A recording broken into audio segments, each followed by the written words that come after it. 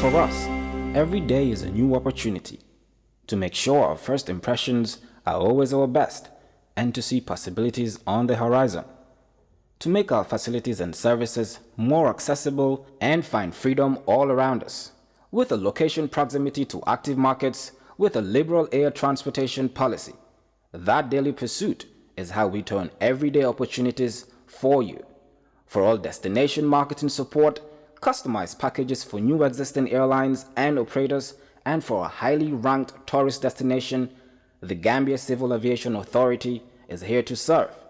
We regulate air transport, operate and manage BIA technical requirements merged with commercial considerations.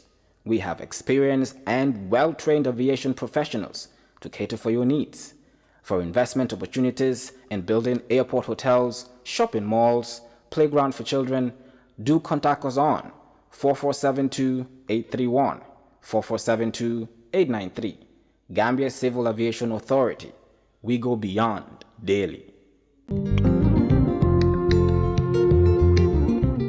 Stewart & Co. Solicitors, a legal excellence firm in London that can help you with all aspects of your legal work. If you are looking at immigrating to the United Kingdom, Stewart & Co. can help you to set up business, buy houses in the UK, and will deal with all your legal works from start to finish. For all your general immigration work, we can help you with that as well. If you apply for any form of visa, whether student visas, settlement visas, marriage visas, or a child wanting to come to the United Kingdom to settle with the family, we can help you to achieve your goals. Stewart & Co. Solicitors, a legal excellence firm specializing in conveyancing, immigration, litigation, family law, personal injury, licensing, no win, no fee. Contact us today at www.sk-solicitors.com. Can't do small or big projects with the same dedication and commitment as we do. With a reputation as the leading printing company in the country, when it comes to major projects and innovative solutions, we always deliver in high quality, thus receiving the trust and confidence of our clients. From the moment your order is placed to when it is delivered, we believe in exceeding expectations from the sales manager to the production team, the account manager, and the person delivering your material. We have state-of-the-art equipment and a highly experienced and competent workforce that enables us to deliver top-quality work on time. At reasonable prices, we provide our clients with multiple solutions right from conceptualizing, designing, printing, binding, publishing, and distribution. For all your printing requirements, we are strategically located at the Sankumsila Highway, the Gambia Printing and Publishing Corporation. We print what you desire. In today's world, everything imaginable is on the internet, which is amazing. And to find anything, it is easy. But that's not the case for Lami. His standard internet connection is frustratingly slow, unable to focus on important things in life. He can't stream a video or search anything. He is fed up with messages like address is not found, timeout connection, and Internet Explorer cannot find web page. That's when his friend Fatima introduces him to Gamtel. At Gamtel, we provide viable, cost-effective, and sustainable internet solutions to businesses and homes. With our nationwide fiber broadband connectivity through EcoOne Gambia project, you can now say goodbye to slow internet. We provide quality services, blazing speed, and amazing customer services. All these at affordable price. Be like Lami and start using Gamtel broadband internet today. Gamtel, creating a brighter future in communication.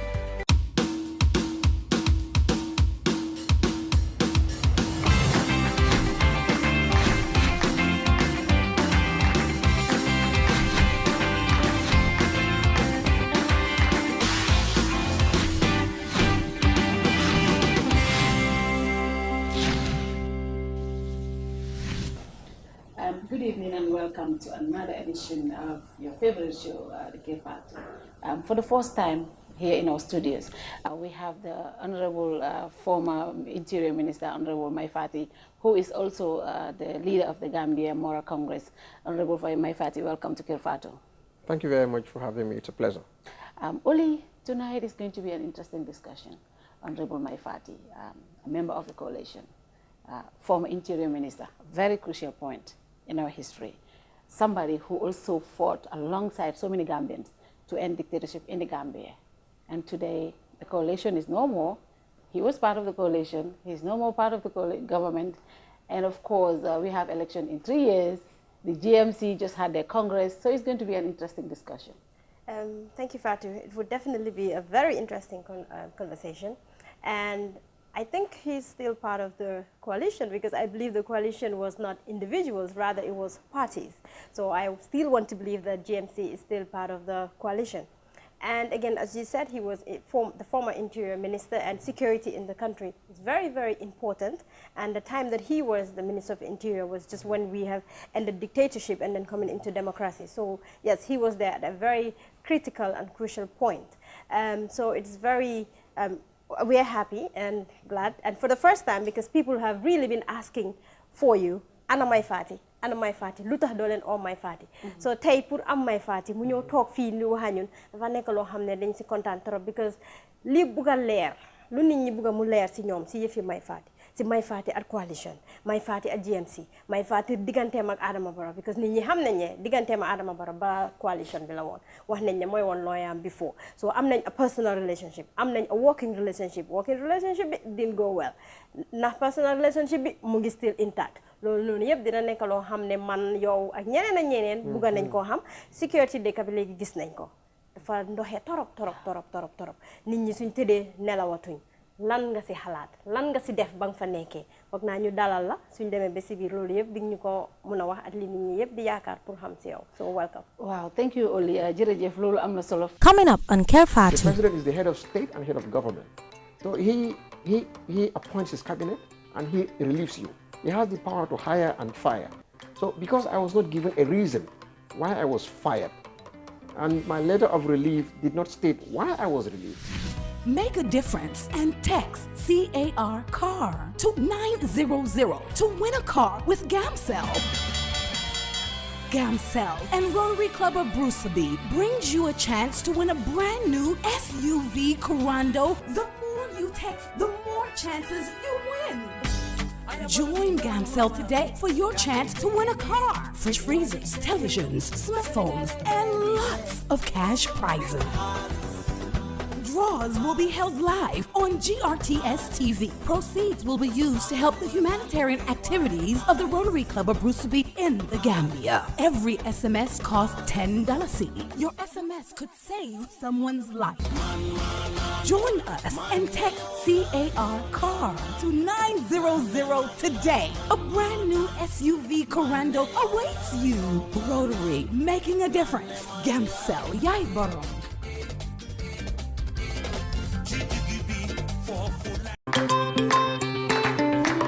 First and foremost, we want to start with Kanmoy Maifati. Who is Honorable Maifati? School days, educational background, and what really inspired you into politics? All right, it's quite simple. I am just an ordinary Gambian, like all of us. I was born in the rural areas, in the northeast of the country, precisely in a place called Kerewan, in the Woodley West constituency, or the Woodley district, in a small Jahanka village. It's called Kerewan. Very small conservative community. I was raised there, and then very early left, came down to the campus. My father had a friend called Alaji Saibu Tunkara, Serhula man of blessed memory, who actually raised me up here in Banjul in New Primate. So that makes me a Ndongo Banjul in many senses. Then I went to high school, of course, in Banjul, Muslim and St. Augustine's. Then subsequently, I went to study law. I was in Sierra Leone at some point, then also in Europe. And then I came back home to practice law, having been admitted to practice law in Tanzania in East Africa, where I did the bar, and subsequently came to Gambia, was enrolled as a legal practitioner in the Gambia.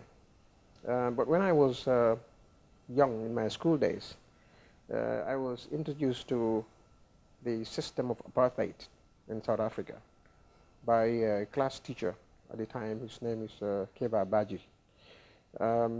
For the first time, I saw dead bodies in a picture. He was teaching us, international affairs, general knowledge, as early as then, and he had pictures that depicted graphic images of dead people, such as Steve Biko and so forth. And for me, in my early age, I could not understand why people have to be dead just because they want to be themselves. Mm-hmm. So that was my first shocking introduction into the world of politics, but in a very graphic manner. And from there, I grew more interested to know, why is this happening somewhere I've never heard of in my life and couldn't imagine where it was. So really, I would say it was a school teacher who actually opened up my eyes to the wider world outside my small environment, my small community, my small locality, about injustice happening in other lands. Mm-hmm. And I grew interested, and I kept asking more questions from teacher Baji about life in South Africa, about black people. Then I came to learn about Nelson Mandela, Walter Sisulu, and all the whole crew.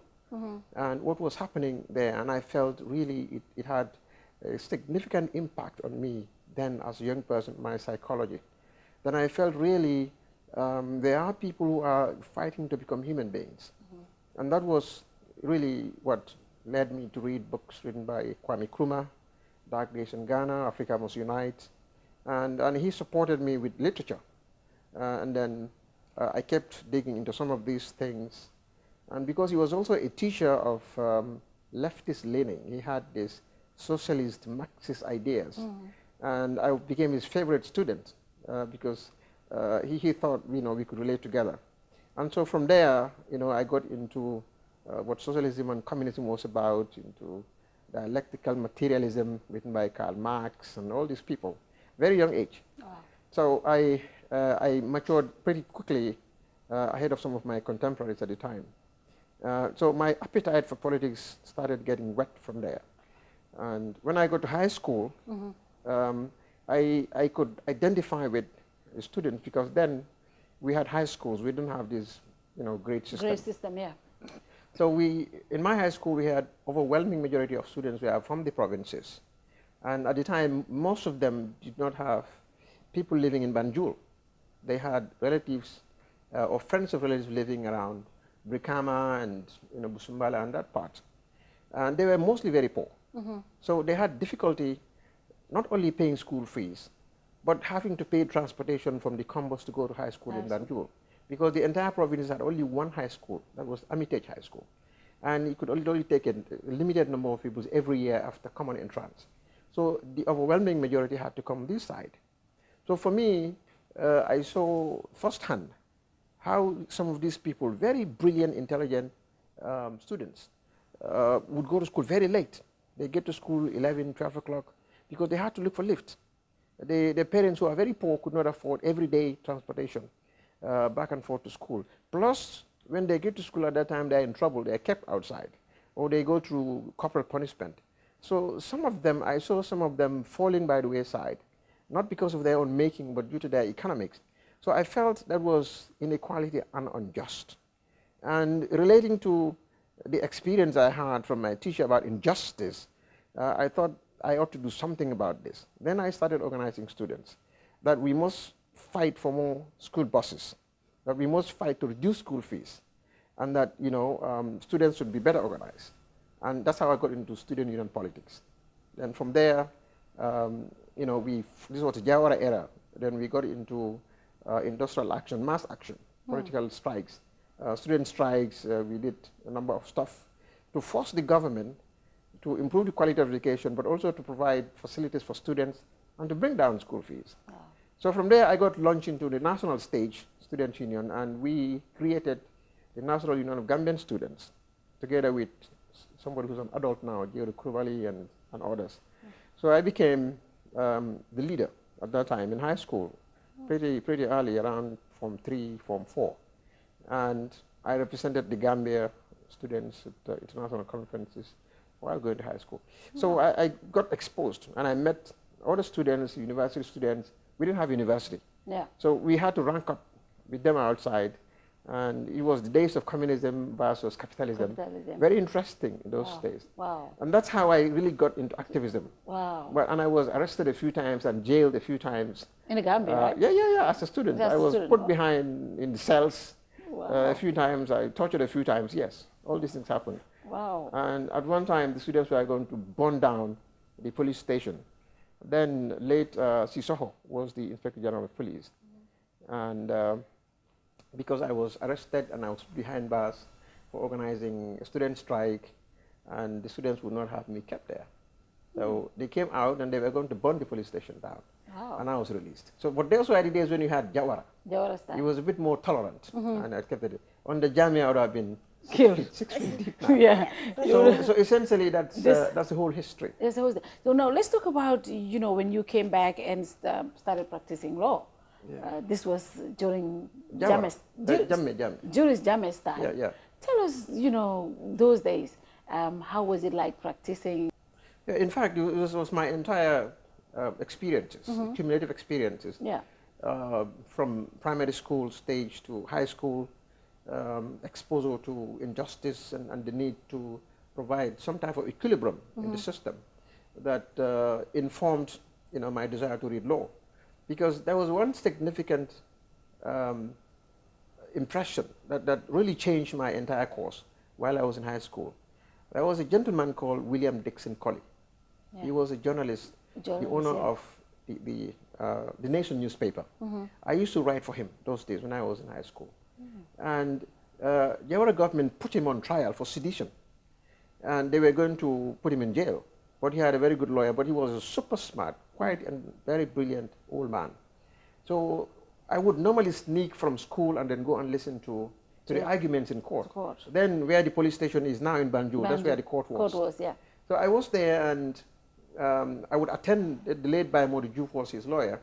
And so the proceeding, the trials, and what people would go through to defend, you know, human dignity, that proceedings really changed my entire life. That convinced me that I had to go and read law.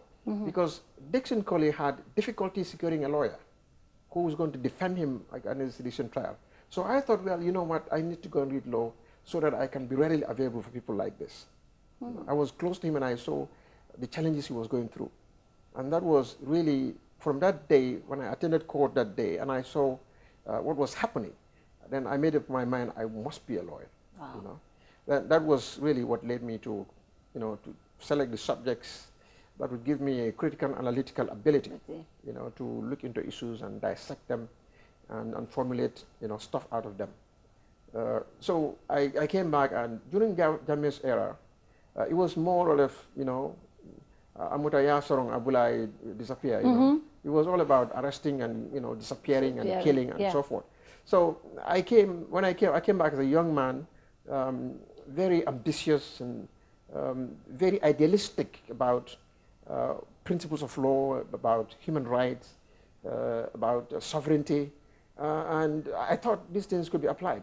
But when I came in shortly, I realized this wasn't the case. So my very first case that I took on my own, because I started working with my aunt, Ami Bensouda. But 3 months later, I got off from Ami, my aunt's office, and that's another story. But I defended coupists. I defended coupists.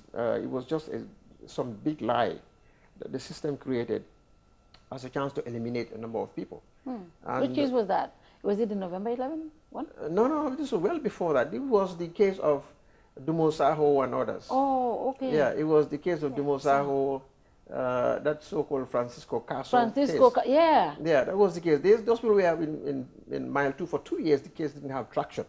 And I got to know, because Dumo was my comrade. We were in Moja together. So I learned about it, and I felt, you don't leave your comrades in the battle. You have to fight for them. Then I went to court. You know, I volunteered to become counsel for them. And the matter was put on track again, and we had Justice Belgore, a very consensus judge. And fortunately, we won that case, and we got them their liberty. And Lalo, Jaiti, and the others, they left. So that was a landmark also for me. Here are people who did absolutely nothing, but Jammeh just wanted to see them dead. And they spent 2 years languishing in jail for nothing. And we were able to actually defeat the system, and we got them free. There were 8 of them. Then from there, people who would fall foul of Jammeh's system would come to me, and I would defend them. So I saw my practice not as a criminal practice, but a human rights practice, because then, most of them could not afford to pay me. But then that landed you in trouble. Well, it landed me in trouble, and I'll tell you, this was another Kupis case, the Farafenni attack, the Farafenni attackers.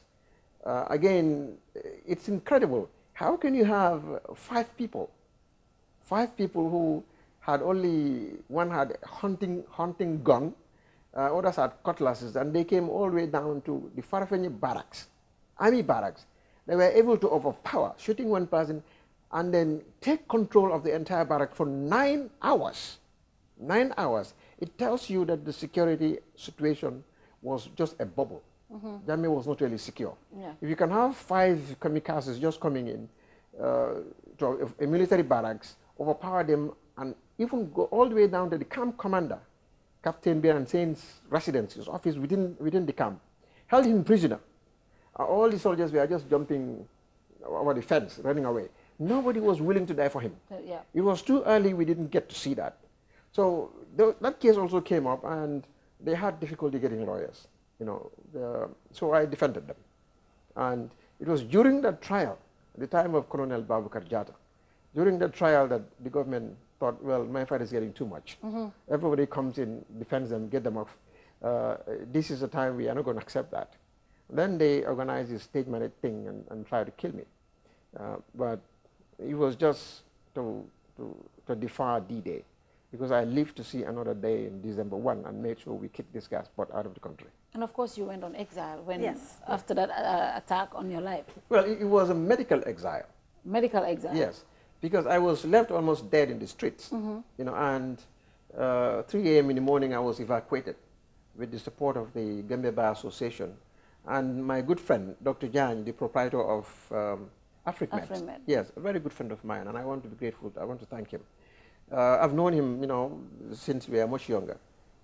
So when he knew it was me, he came down and assigned a medical doctor to me while the NIA were sleeping, and the Bar Association, people like currently a very good lawyer, a friend of mine, Hadi Dandenjai, and the others, they arranged the ticketing with Slok Air at the time, quietly.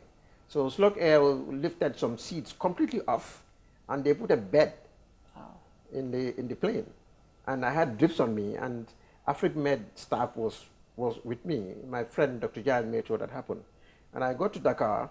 I had my wife's family, also who's a medical doctor in Dakar, arrange another hospital with an ambulance waiting at the tarmac for me to get in. All this I was unconscious. So they got me off the plane into the waiting ambulance straight to hospital.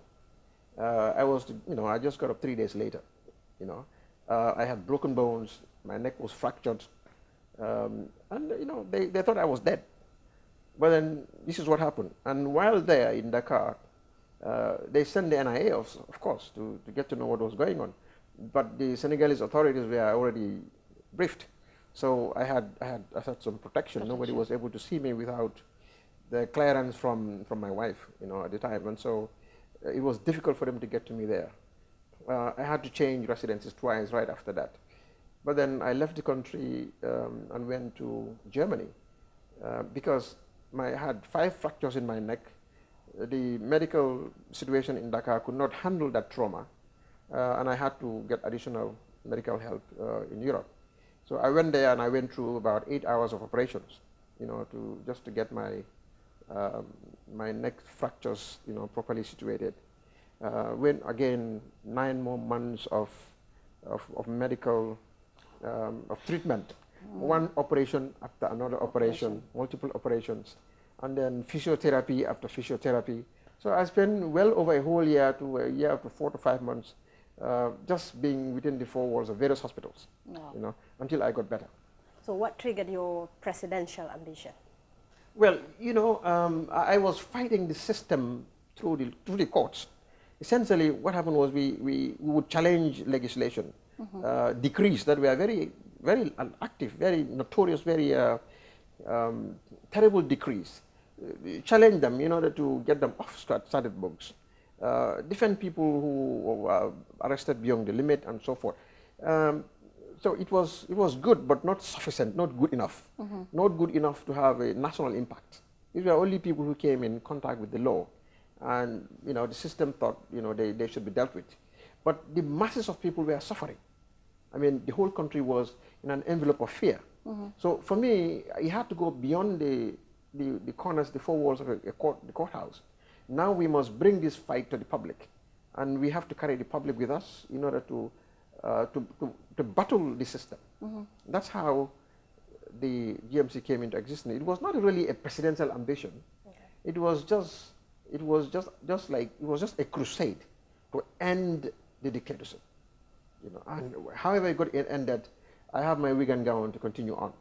You know, so the idea of contesting election came later, when we felt that the country would need a certain type of governance after the end of a dictatorship, and so we had to prepare for how do we transition from dictatorship to democracy. You know, and that's why and the study of that was what created the interest to go into governance. Really. When you formed the GMC, so many people were happy, especially the people in the diaspora. But again, a lot of people said Jammeh never took you seriously. It was like, oh, how can he be abroad and trying to contest elections, go against me? I mean, they are not serious. They're scared to come back home. How was it like forming the party and being in exile and still trying to fight? No, it wasn't easy, but I recognized that in order to kill the system, you need to fight at two fronts. You need internal forces and external forces to work together to weaken the system.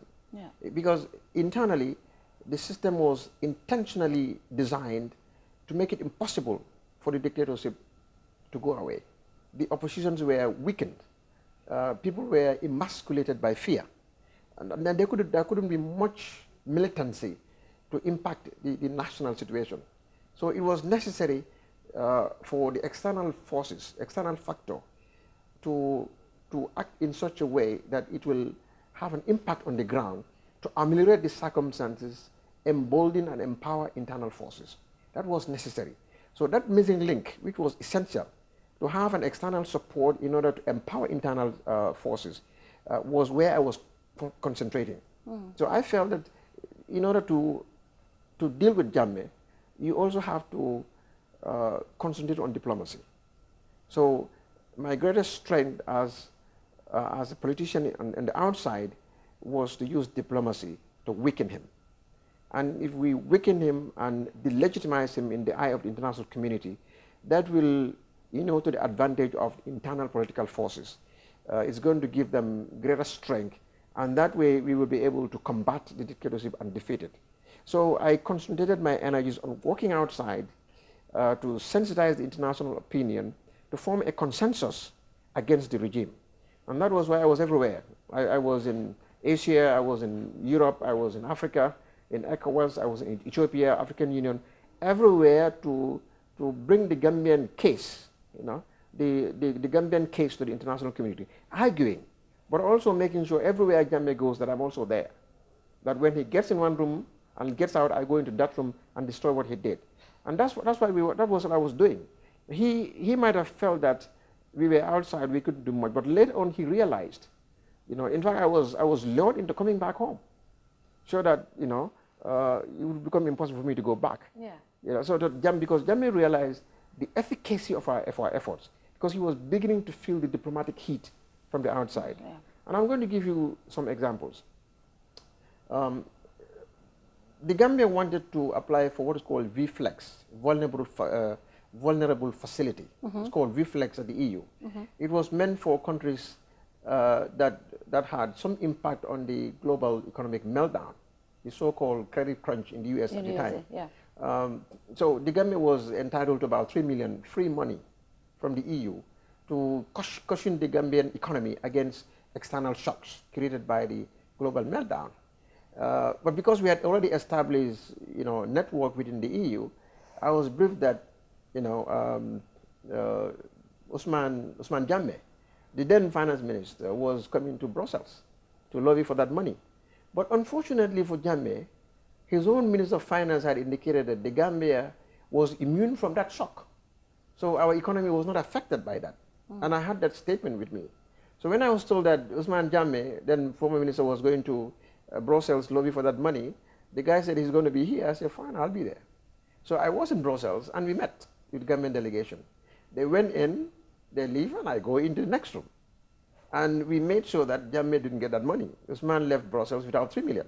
And I went on the... A lot of people said, though, during those days, I remember Jammeh's supporters, or even him, will say, I mean, when you guys go to these European Union or other agencies to block money that was coming into the country, even though it was strategic to weaken him, but it was not for Jammeh as a person, it was for the Gambian people.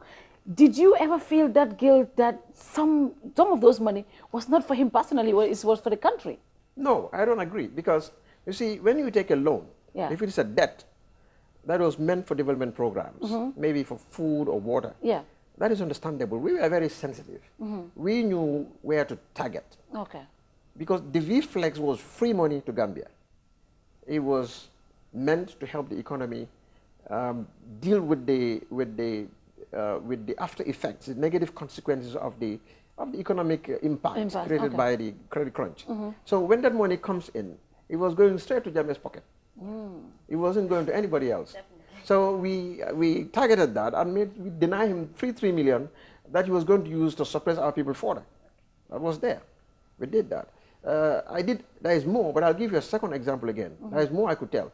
When he wanted to become chairman of ECOWAS, I was in Yamoussoukro. I flew down to Yamoussoukro. But before that, I was in Accra in the office of the former president of Ghana, John Dramani Mahama, when Nene McDowell also came to lobby support from Mahama to support Jammeh's ECOWAS bid. Fortunately, I was there. And when I realized he was there, I was there for a different purpose. But when I realized he was there, then I changed my mission completely to that. I made sure I saw President Mahama, and he said to him, well, your foreign minister was here, he wanted this, then I said to myself, let me now put on my lawyer hat. Let me present the case. And when we did that, Mahama himself became interested in the seat.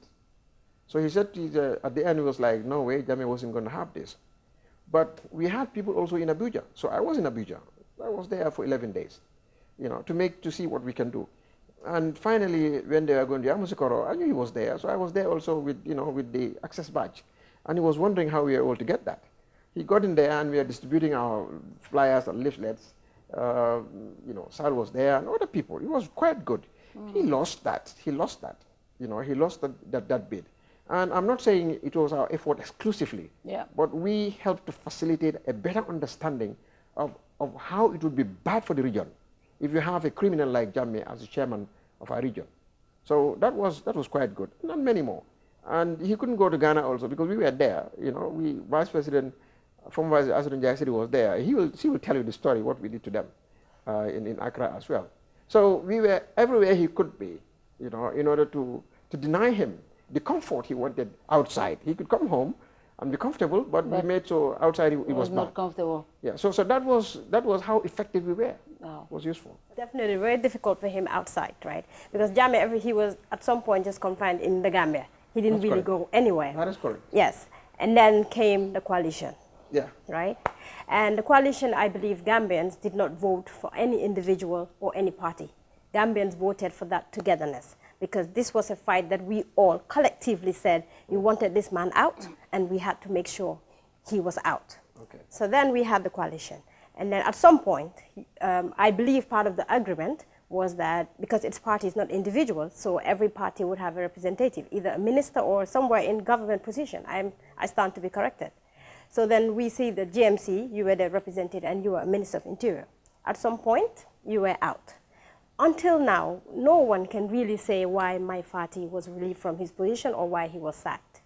But then again, because we believe that there need to be a representative from GMC party still in cabinet, because Barrow has the right to say, I cannot work with Honorable Mai Fati. Fair enough. But because it's a coalition government, we need a GMC cabinet. So what is that? What's the situation? Or what is that? What is the case? Is that really the fact? Or if that's not the fact, what exactly happened? What was the agreement in terms of representatives between the coalition members and government? First, it's important for me to state clearly, because I've been reading this in aspects of social media, that if President Barrow is not talking, Mai should know why he was relieved. You know, let me make it very clear. The onus is not on me. Yeah. I was appointed by virtue of powers vested in the president. And when he relieved me, he exercised those powers also vested in him by the Constitution. Why was I not asked, why was Mai Fati appointed? Mai should explain why he was appointed. Because you were part of the coalition. You were part of the coalition. Exactly. And So part of why the should I agreement was explain? a GMC representative should be part of cabinet. So that's Exactly. why Mai was appointed. Yeah. Exactly. So why must the onus be on Mai Fati to explain why he was relieved? Okay, in terms of not explaining why he was But relieved, let but me why just come did here. you have Okay. representatives? Let me just come here. Complete, yeah. It's important to get that clear. Yeah. Okay. Because there is a misconception out there that, you know, something has gone wrong. I did something wrong. Yes. And that was why President Barrow had to relieve me, and that I knew what I did, and that's why he relieved me. Or somehow he was protecting that information. I want to use this opportunity to say that is false. You know, I did absolutely nothing wrong as far as I was concerned. I have no idea, no information whatsoever to suggest that I did something wrong that would warrant me to be relieved of my responsibility. I don't know. Now, as much as I know, I always rely on the law, because at the end of the day, I'm a lawyer. And I know that the Gambia, we have what is called executive presidency. The president is the head of state and head of government. So he appoints his cabinet and he relieves you. He has the power to hire and fire. So because I was not given a reason why I was fired, and my letter of relief did not state why I was relieved, except that, you know, the president exercises powers by virtue of section something, and he thanks you for your service to the country. And I didn't have an explanation. But I accepted it, because I'm a lawyer and I'm a law-abiding citizen. I accept that the president has those powers. He can exercise the powers. So I'm not going to quarrel with the Constitution that gave him the authority to sack me. And I cannot impose on the president to retain me in cabinet. You know, when I don't have those powers, he has the powers. But I will state again that I am not aware of any circumstances that would warrant me to be relieved. I'm not aware. But now let me come to another person, why somebody did not replace me in cabinet. It comes at the same point.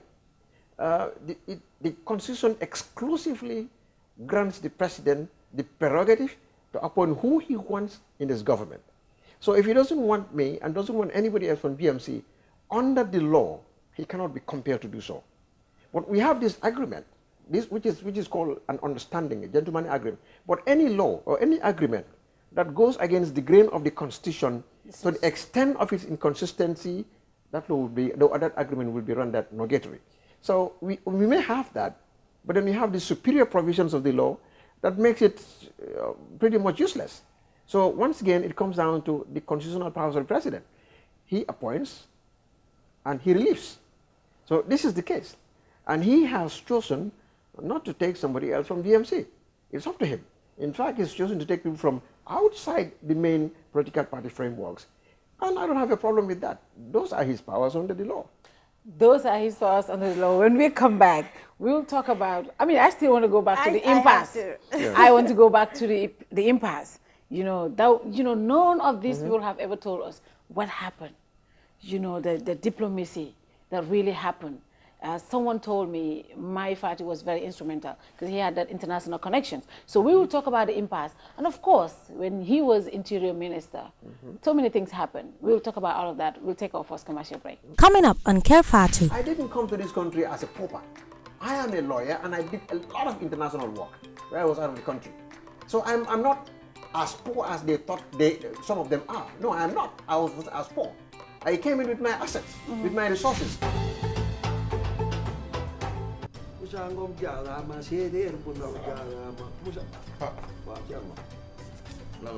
sam papa dee na. déedéet daf ma yónni woon ma joué ko bii. waaw yàlla def mu gagné jàppoon. $100,000 la gagné. laa ilaaha illallah. te yow xam nga ne sama papa dafa amee cardiaque. yow da ngaa dof.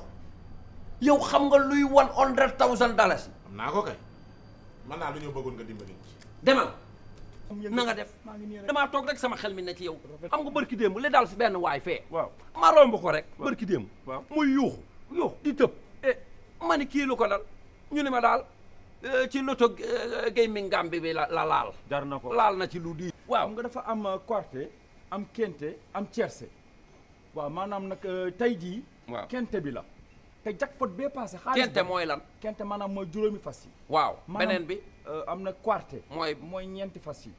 ak tiercé. tey nag xaalis bi daa gën a yokk.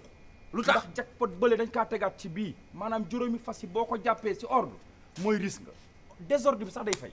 bu ma ko jàppoon yooyu moom noonu la demee da ngay dem rek jouer. am na lu ma yaakaar man gis naa seen kii yi keesku yu ndaw yi ci biir dëkk bi. mais daal dama ni lii moom amul xaalis da nga ciy def sa xaalis. te doo am jël wecce rek sànni ko fa xool jëmbat la. laa ilaaha illallah. yow li nga wax ni tey ji bu yàlla dogaloon ma gañe ko lu mu gàtt. fi mu toll nii boo gañe woon $100,000. waaw nu may def. waaw nooy def. xam nga yow sama xarit nga. waaw damay fexe nga rey say noonu. ci nan. lu mu gàtt $50,000. waay. Thierno. woowee l'ambulance. lan la lu xew nii sa baay gay dee na. sama papa gay lu ko rey. $100,000 ne ko boo ma gañaloon si li ma la yónni dama ko koy jox mu daanu ni sama kaw. man waxuma ko mu waxee woon la ko noonu yow la ko waroon informé ndax yow yaa ko gañe. yaa gañe jàppoon. Dreaming of owning a property in a prime location with great proximity and fantastic neighborhood? EJ Investments Sanyang Seaview Estate is the best choice you have been waiting for. Our Sanyang Seaview Estate is approximately 15 minutes drive away from the busy hub of Brusubi roundabout and into the heart of nature, where you can have a peaceful and relaxed lifestyle with your family. You can buy a finished 4-bedroom story with 5-year flexible payment plan or a service plot with 2-year payment plan option. With over 300 homes, you will enjoy big tar roads with covered drainage, modern electrification with solar street lights, gated entrance with security post, and a breath-catching experience of our beautiful sea view and lake view. You can own a home today at our Sanyang Seaview Estate. Call us today on 446-4838 or 325-9220. Visit our website on ejinvestments.net. EJ Investments, first in property.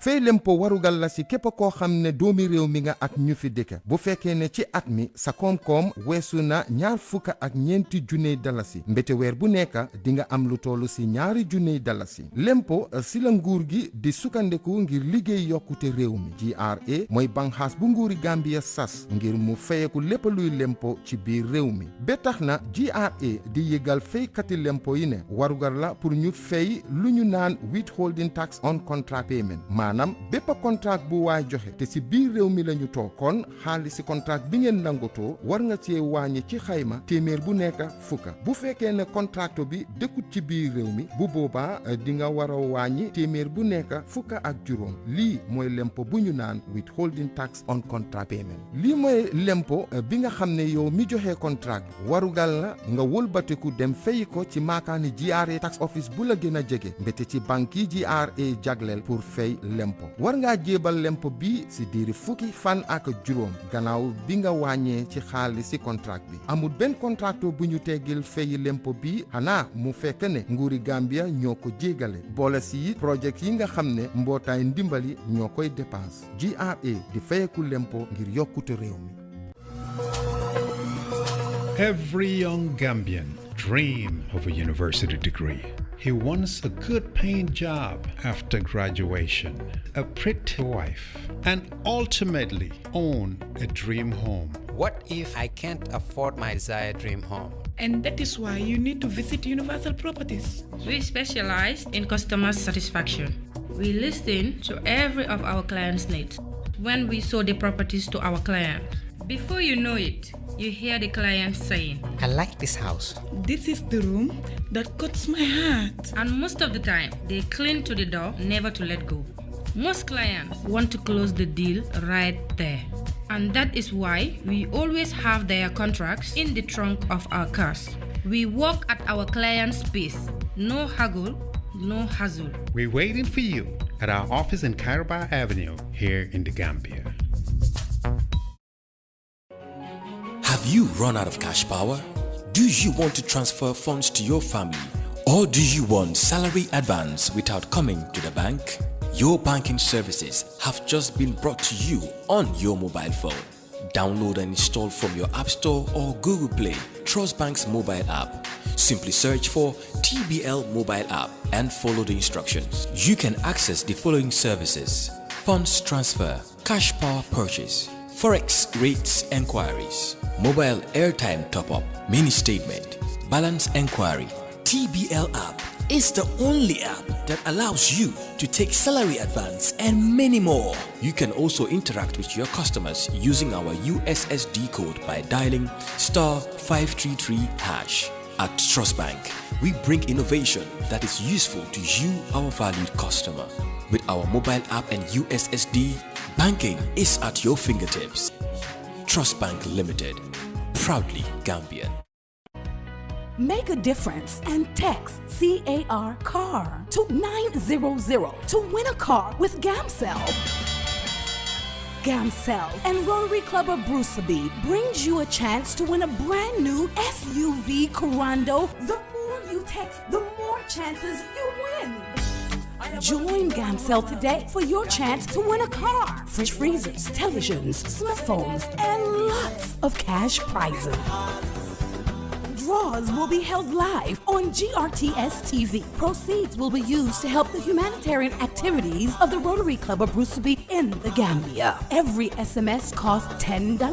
Your SMS could save someone's life. Join us and text CAR to 900 today. A brand new SUV Corando awaits you. Rotary, making a difference. Gamcell, Yai Barong.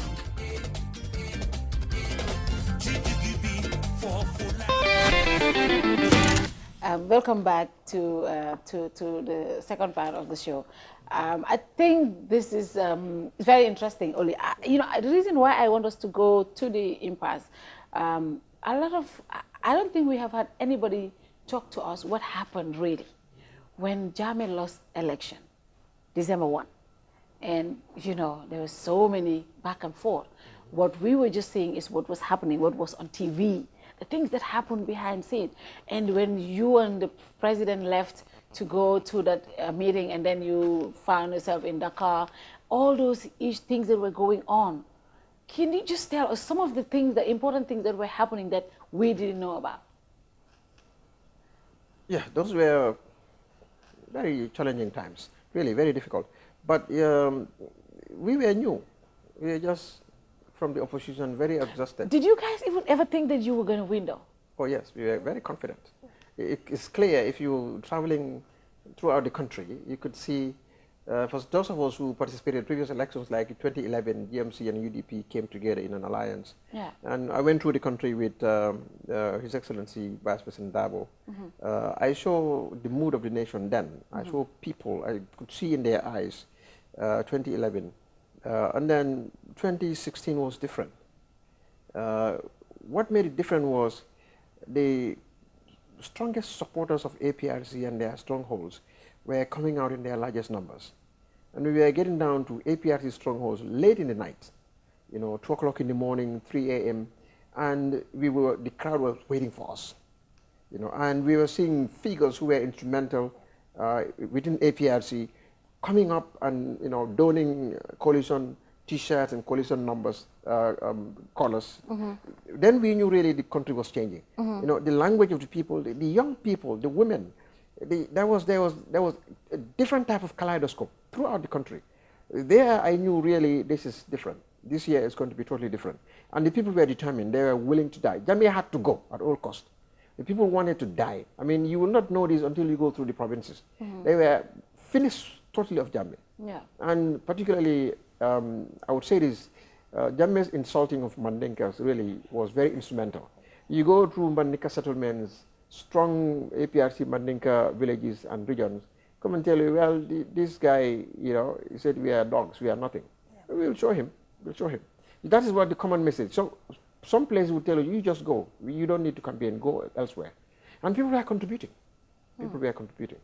It was totally different. You could see the mood of the nation. The nation was ready for change. Yes, the nation was ready for change, and then we had change. Yes. I mean, the impasse period, though. You're right. The impasse, a lot of things happened. When Jammeh, really what was amazing was we waited 3 to 4 days after Jammeh's concession. Then Suleiman Samba, the former Secretary General, was there. We were supposed to have Jammeh's transition team and our transition team working side by side to have a seamless, peaceful transition from one government to another. And then while we were preparing our side, because on the side of on our side, it was Dr. Aissatou Touré, Madam Fatma Tambayang, Khalifa Sallah, and myself, who were supposed to constitute the transition on our side to work with Jammeh's people. We were the ones selected by the coalition to act as the transition team. We were holding our regular consultation among ourselves, preparing, you know, our themes. All of a sudden, you know, we got a call from Suleiman Samba that there would be a meeting. In fact, I was actually invited to the State House, but under no circumstances was I willing to go there. But it was to discuss the transition. So I relayed back to my team, and we agreed that I wouldn't go. I wouldn't go alone, you know, because then I was a thorn in Jammeh's flesh. I was lambasting him every left, right, and center. Yeah. But that evening, subsequently, when I didn't go, I tried to reach Suleiman Samba again, but he was not accessible. You know, his phone was ringing, he was not picking up.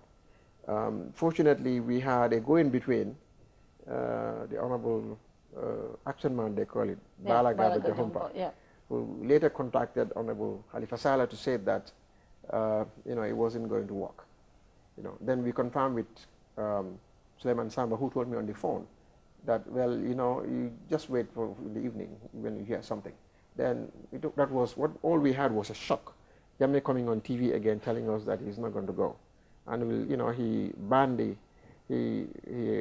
API, sorry, the IEC. You know, he kicked them out. He said there's going to be a new IEC elected, appointed by him. There'll be new elections and so forth, and that, you know, he's going to stay. So from there on, we were not panicked at all, because we were very cool and level-headed. Fortunately, we were all very serene. Nobody was panicky in that room there. We knew because when you have people behind you, as a politician, you can feel very powerful. You can never imagine the power of a politician. All you need is to have people behind you. When you have people behind you, you become fearless. We were fearless because we knew we had the nation behind us. We knew no matter what, we just had to say the word and the public will be out. And we will be marching over dead bodies of soldiers with their bullets. They'll be running ahead of us. And Jammeh will be looking for a place to hide. We were very confident that when we tell the nation to come out, we will march on Jammeh. So that power we believe we had. So we were not scared. We met and, you know, we realized this was the case. But then, you know, ECOWAS got interested. The international community got interested. So then candidate Barrow, President-elect Barrow, you know, called on me and Honorable Ahmad to go to Abuja to present our case to ECOWAS. So I led the delegation and we went to ECOWAS. That was the, you know, the beginning of, you know, the diplomacy, you know. And we were in Abuja, you know, we met who we should meet. Then it led from one event to another event. Yeah. You know, and it was a series of that diplomacy that led to that. You know, it is amazing what diplomacy can achieve. Because I have always believed in the power of diplomacy. I was in exile and I was a diplomat for the Gambia, the unappointed, unofficial diplomat for Gambia. Yeah. So all these, you know, tens and tens of travels that I did, meeting with foreign ministers and, you know, foreign affairs ministries, gave me some experience. So I came in with some experience under my belt, and that was useful to be near the president at the time, with the experience I had that others did not have in the coalition, and he was been a very good listener. So we resorted to diplomacy now, because the reason was, as I came out, President Barrow did not want this incident to cost the blood of a single Gambian. We knew we can achieve this if we were just a little bit patient. But it's a matter of fact we knew inevitably Jammeh must go and he will go. He was just buying time. But we also, to avoid instability, to avoid plunging the Gambia into chaos and civil war, we weren't willing to play his game. We played our own game. We had the world with us. So, you know, I went on a few quiet trips. But even though usually I was going through Karang, you know, using the road, you could feel invincible because the police forces, you know, the soldiers, when they see us, you know, going through that, the NIA, people who know me, who are looking to hunt me, who are looking to lock me up. These are people who are now clapping and opening the way and helping you get your passport stamp, understand, and taking you to the Senegalese side to stamp it with great hope they want you to go and come and get rid of this criminal. It was, at that point, we already felt that we were the state. Because you had the state, you know, the people on the ground, people at the medium level, at all level were with us, and they were supporting and facilitating. People were scared that the army was not on your side, but did you guys, knowing what you knew, thought the army was really on your side, apart from the citizens? No. We also thought the army wasn't on our side, because President-elect Barrow at the time, we were expecting that having won the election, clear, we expected the service chiefs to come and, you know, declare their allegiance. And there was hesitation on their part. They were not willing to come forward. Jammeh was still there. I remember one time, one security chief came late in the night. We had to take him to the back door to see the president, and he was insisting he doesn't want to be seen, you know, at that time. So we weren't sure that we had their loyalty, no. But what was important to us was we had the Gambia with us. We had Gambians with us. That was more important for us, that the citizens were behind us, and it is the same common citizens who are also in the army. And we knew overwhelming majority of them were with us, even though the commission officers, the top echelon may be with former President Jammeh. But the decisive moment came when former President Ellen Johnson and Baba, that is President Buhari, you know, and the whole lot, you know, Mahama, and came down. Then Jammeh was getting more jittery. He had different plans for President Barrow, and a few of us, suddenly my father inclusive. So, but we knew, the presidents knew. So, to get us out of here, they went to tell him, because Jammeh would not let us leave the country, you know. So the ECOWAS delegates, heads of states. So they already knew there was... They're very clear. They had long sessions with him. Then they came back and had a meeting. I was in the meeting room, you know. So we were briefed of the discussions with former President Jammeh. And, you know, they also listened to our side. But it was very clear to them that, you know, the guy wasn't ready to go. And that he was willing to be brutal. You know, that it would not cost him nothing, but he could be brutal. So particularly President Ellen Johnson was very worried. She was pretty worried about what could befall President-elect Barrow. So, and since he was the chair, she proposed at the time where it was in order to guarantee the change, you know, President Barrow had to be safe. Because once you eliminate President Barrow, the change is dead. So that was a tactical move, very strategic. So the ECOWAS heads of state decided, you know, President Barrow should go. But Jammeh didn't know that we were going away in order to prepare to kick him out of here. He was told that there is this meeting in Mali. And the meeting in Mali, that the presidents would like to, African presidents would like to talk to us to find a common ground, find a way. So he felt they were on his side, and it was good that when we go there, they'll probably tell us to have some power sharing stuff or something that will keep him here. But that wasn't the idea. The whole idea was just to get out of here. So President Barrow and I boarded the flight with President Ellen Johnson. We went to Liberia, and from there we went to Mali. It was the Franco-African Summit, where we had, you know, understanding, we had a rousing welcome. You know, the Gambia was welcomed back to the international community. Very interesting. Again, the little experience I had as the unofficial diplomat of the state was very useful there. You know, I was there, you know, to prepare instant notes, you know, to support the president in the discussions and the negotiations. So essentially a decision was made. by the heads of states that you're not going back to Gambia because we know, what that animal was planning. So, but we will, you stay somewhere safe, not because we were cowards, but to safeguard the democracy that was coming up.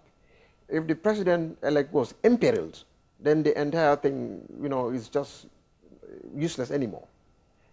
So we had an option, either to go to Dakar or Senegal or to go to Nigeria. Both countries were willing to host us from where we'll use as a launching pad, to continue the process.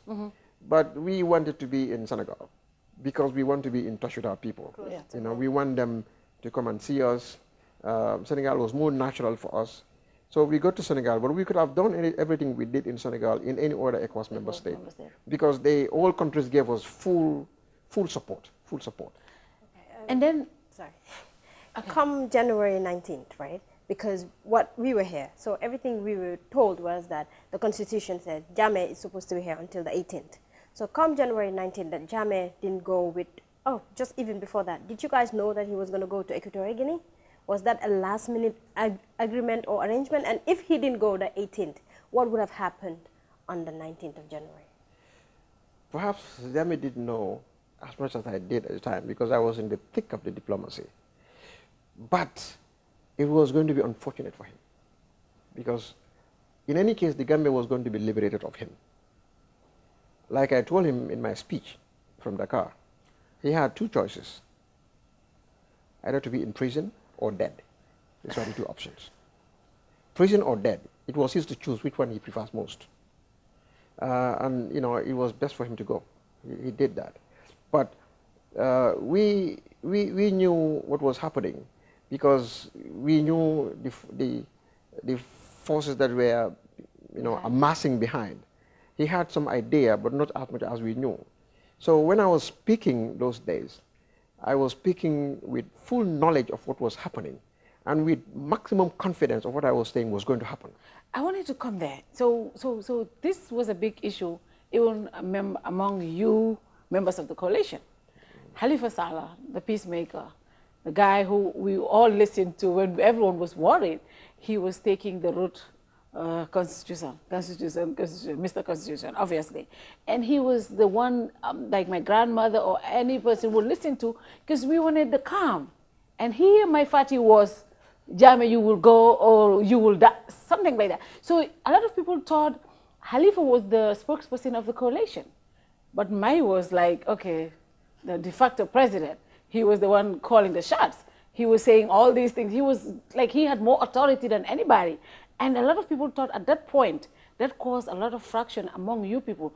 People said there were two factions, the Halifa camp and the Mai Fati camp. Was this true? But why were there not consistent messages coming from you and Halifa? It was like when Halifa says this, Mai was saying the other thing. What happened? What was going on at that time? I have great respect for the Honorable Halifa Sallah. He is a great Gambian, a great patriot, a great teacher. I give him all that. There were no factions. I think it was a misconstruction of our roles, not pretty much by me and Honorable Sallah, but by our various supporters. Our supporters were, were at each other.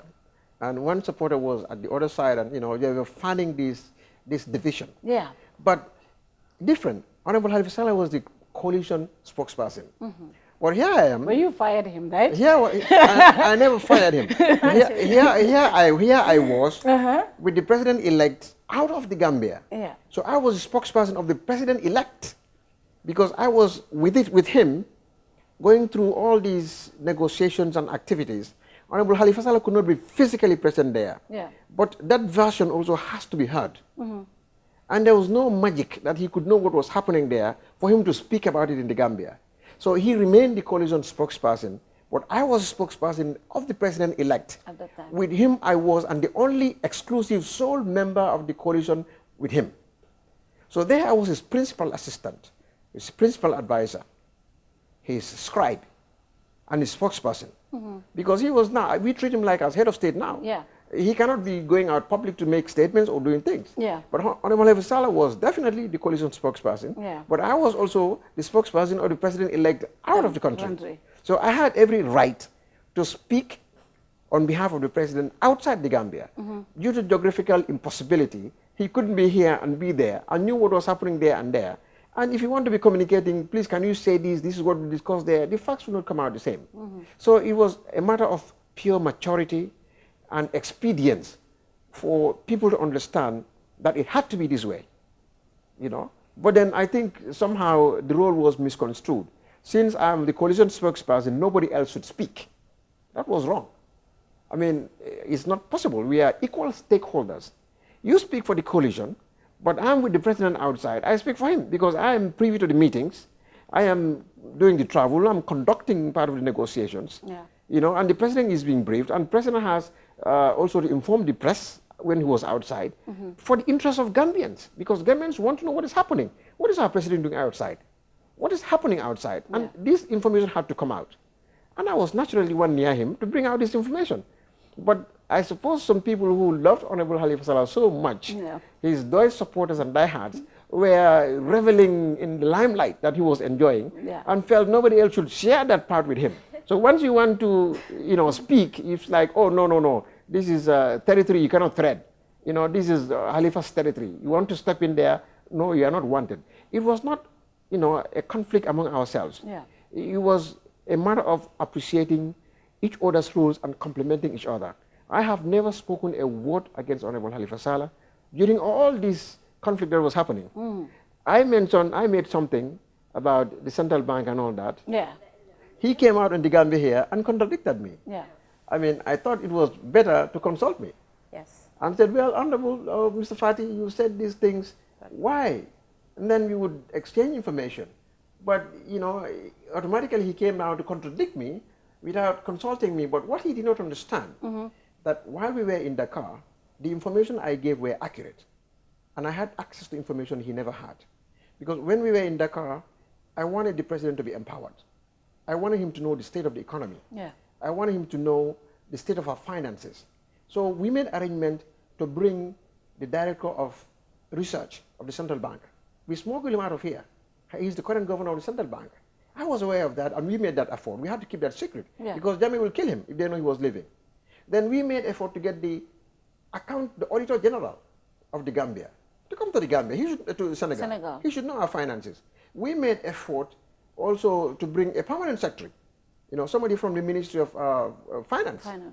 And then we had other economists that we arranged to smuggle to get out of here to come there and be with us, so that we can constitute an economic team that will advise the president-elect about our economy.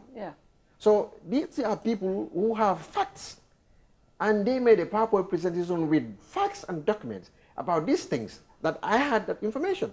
So I was speaking not out of my head, but out of facts, expert information about people who run those institutions. So when I spoke, I was speaking from facts. Honorable Halifa Sallah did not have access to those facts. And I could not divulge that information then because we are already acting as a state. You know? And he did not know that these people were also with us. So I had already arranged, you know, a skeleton of an economic blueprint for the president-elect already while we were in Dakar. And when we came, we developed it. So the current cabinet secretary, Ibrahim Assisi, was part of that team. I co-opted into that. And a number of people, including former Secretary General Dr. Fadera. They were my team. And we were meeting together, and we formulated the first draft of what should be the Gambia's economy. And that is what we expanded to the NDP. So from there, I was there in the beginning, but Honorable Halifa Sallah was not. You know, we want to talk about a lot of things when you were minister, Honorable Minister. When you were Minister of Interior, that was a very trying time. So many things happened. In fact, I want to bring your memory back to in Kanilai. You know, when the economic soldiers killed Harona, your response, a lot of APRC supporters up to date are very upset with you. So many things happen. I know, you know, a lot of people, Jammeh supporters, are not happy with you being in cabinet. Some people said, in fact, maybe that might be the reason why the president sacrificed and let you go. Tell us, you know, some of these in the Kanilai incident, how you handled it. Because, you know, no Gambian should die demonstrating. You're right. The death of Haruna was very unfortunate. It's very regrettable. And it hurt me deeply. I was I was very pained about that.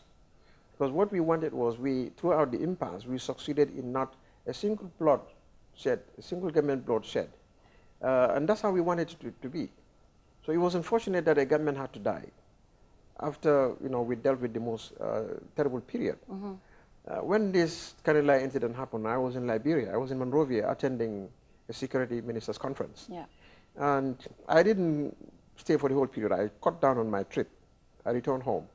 That very evening, I landed here. But the National Security Council already met, under the vice president, because the president was going to attend the same conference in Liberia. Yeah. When I came, thank you, I had briefings. Yeah. The first thing I wanted was to know exactly what happened. Yeah. Because as a security minister, I will not be able to act without facts, what is called without intelligence. I was not on the ground. I was not at Kanilai. I had to rely on my intelligence, because the Minister of Interior has intelligence assets that are positioned in different parts of the country, including in the Fonies. So my briefings led me to certain facts, at the time, and it was an emergency. Often the president was telling me this: when you are a minister or when you are president, you have two things on your desk. You have things that are very important, as often the president would allude to, and you have things that are urgent. Things that are important are your agenda. That's the agenda you want to drive. But somebody silly somewhere would do something, somebody got shot, it's urgent, but you have to deal with it, as usual. But let me say this. When this happened in Kanilai, we had to assess the situation. How did it happen? What went wrong? And the whole government was involved. From the various agencies of government were involved. And since it was a security threat, I had to take the lead. But it was also about economic. They said it was an economic soldiers, was confrontation with them. This was a demonstration. They went out and they are claiming that economic must leave the Fonya area. They had to evacuate and get out of there. That was the whole thing. And as a result of that, something happened. So the preliminary intelligence that we got, I got the information also, I told the Gambians when I went out on TV. And that was a report I got from my intelligence assets. I went on TV to tell the nation that this is what happened. And immediately I had to get into action to nip it in the bud, because the nation was still fragile. We just got out of a difficult situation, and you had part of the country that would not be pacified. It like they still could not accept the change. And, intelligence would suggest that they would do anything to undermine, the democratic gain of December 1. And as the security minister, I would not have that happen. Every inch of Gambian soil must be under Gambian law. No enclave in the Gambia would be allowed to be an outlaw. It's more my responsibility to make sure there is peace, stability, and security. And I had to impose that on Fonye, unfortunately. I have, and I did it dispassionately. I have nothing negative against anybody. I have no preconceived mind against any group of people or any territory. But the entire sovereignty of the Gambia internally must be safe. And that was my job. So these people who went on an illegal act, and were bent on perpetuating it, the rule of law had to take its course. That was how I dealt with it. We had to devise an immediate step to put an end to instability that had the potential to plunge this nation into permanent crisis. And I would not forgive myself, nor would the nation do, or history, if I did not do those actions to give the calm that the nation needed at the time. It was a difficult decision, but I was the passion to do it. And I did it without thinking of the consequences. So many people attacked you when you made a post about the Farawa incident, when you said nobody should die protesting. And, people were like, really? He was the interior minister when Haruna died. How could he look at us and made this kind of post, knowing that under his watch, somebody died of a similar incident? So how do you relate that? It didn't change anything. I mean, but really, what is the difference between these two? This person died protesting, and these people also died protesting. What is the difference? There is no difference. Yeah. Life is a life. The fact that I said clearly that nobody should, nobody should lose their lives. Yeah. I meant the same thing for Harun as well. Yeah. But I was the Minister of Interior. Even if somebody died, we still have to take drastic measures to restore stability and order. It does not matter. It didn't change my conviction that Haruna should not have died. He also should not have died. I agree. That fact has been established. But that is not going to stop me from regressing backwards and allow people to assume the law under their own hands. That wasn't going to happen. And I'm a person, when I have a strong conviction about something, and I believe that the action was right, you can say what you want. When my conscience is okay, I'm okay with it. And I'm going to say this. If I'm the Minister of Interior today, and what happened in Kanilai happened, perhaps the rhetoric may have differed, but I would act decisively in the same manner today, without any regrets. But the rhetoric may have changed. Knowing what I know today, the language may have changed, but the action would be the same. Because I took an oath as the Minister of Security in charge of protecting everybody in this country. I would get that job done. Did you think that those decisions made you a little very infamous? Because yes, because they were. It was bad. I was unpopular, particularly among the Jola community. And then a lot of people said that the president always stayed back. You were the only one there, making. Let me just say it. People said you were more presidential than the president, just like the way President Jammeh told Sabali. You cannot be more president than the president himself. Here is my Fati acting as the president. Whenever anything happens, he was there to speak. He was there to act. He was always in the forefront, always dressing good, always looking good, always speaking well. And at some point, did you think that cost you your job? No. I want to refuse that should cost me my job. Do you know why? Because I know my job description. I knew what my job entailed. I have never gotten myself in any situation that wasn't within the jurisdiction of my job as security minister. Everywhere I spoke had to do with security. When I go out, it had to do with security. When I act, it had to do with security. So I was performing my job to the fullest extent that I knew I could, period. And in a sense that I thought that was what the president expected of me. That as a security minister, I should be on top of the job.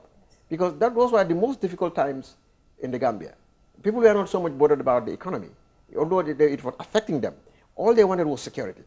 So it was the top priority, the most important thing. So I was doing that in order to give stability to our government and to give certainty to Gambians at a very difficult and a volatile moment. I could not sleep and I could not rest. It was a big responsibility. I took my job serious. So if that cost me my job, so be it. Because if you offer me the same again, I will take my job serious, without any doubt. What do you think is the situation? What is the problem of the security of the country? How can we address the security of the Gambia? Because to be honest, people don't really feel that there is 100% security in the country. We don't even feel 50% safe. Well, I don't want to be presumptive to be advising the government on the security situation. After all, we have the police force, the SIS, all of these security operators, they have, they specialized units. So I think, they will get the job done ultimately.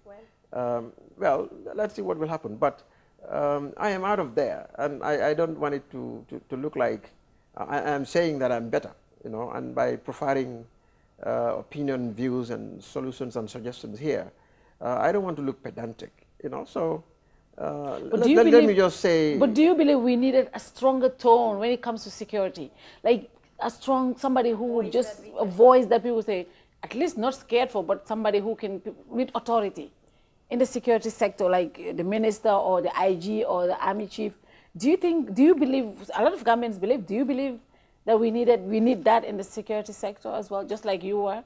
Well, if I very said assertive. That, if I agree with you, that would suggest that I believe that I was a stronger voice, and then maybe we leave that to the Gambian. So I think the people must. We will leave that to the. Yes. Honorable Minister, we cannot have you on this show and not talk about Semlex and Preston. Bring it on. This has been the biggest argument, even when you were scared, when you were sacked. I know. Semlex, of course, we know had been contracted by the former government, and of course, President. There have been some issues, legal issues, when you guys took over. And when you were sacked, I'm just going to say it the way people said it. People said you were bribed. You took so much money from Semlex. That's why the president had no choice but to sack you, because you were what no one, I remembered I was doing a live video and I got the message. I was numb and I was like, I am not going to be the one to say this. No one ever thought you would be sacked. You were the closest to the president. That's what we thought. And you were sacked. Something really happened. What happened, we don't know. You and President Barrow only knows. But I don't know. You said you don't know. Maybe the president knows. What I know is that the president has the power to relieve me. Yes. I agree. But then the president would not relieve anybody without something happening. Well, maybe something that would is happen. just for him. It's Yeah. just for him. But Honorable Minister, so many things have been said about the Semlex issue, that you were bribed. You took money from Semlex, and that's why you were sacked. Can you clarify this for the 100th time? And really, why would you guys issue Semlex the contract when we have a local Gambian company that can do it? And up to now, you know, Pristine is a Gambian company. They employ Gambians. The money would have stayed here. Why would you give the contract back to Semlex? That's very important. You said 100 times, and I agree, because I've you know, talked about this so many times. Yeah. And I'm always ready to talk about this. You know, truth will not change color. It will always remain the same, constant. Yeah. I can talk about this 1,000 times. I will always repeat the same thing. Because you know why? Those who are making these wild allegations will not be able to bring a single proof to dirty me. I have said this over and over. If you think Semlex bribed me, bring it on. But it is false. Now, with regards to this Semlex contract, I came into the ministry, it was already there. When I came minister, I have never sat down with, you know, Semlex people face to face to talk about a contract. Because in the first place, the Minister of Interior does not award a contract. The ministry has a procurement committee. It has a contract committee. They sit and look at it, and then they make their decisions. I am not a member of this procurement committee or contract committee. I don't sit at any of these meetings. But to cut a long story short, when I came in, the issue of Semlex was live. And I will tell you this, I was a strong advocate for Pristine.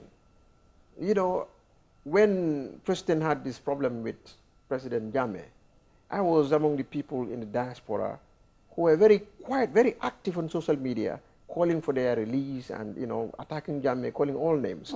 It was led by a good friend of mine, Momodu Krubali, you know, of the Pacific Coast, a great guy. But, and when we were in Dakar, Abdurrahman met me, the late Abdurrahman, you know, a good gentleman too.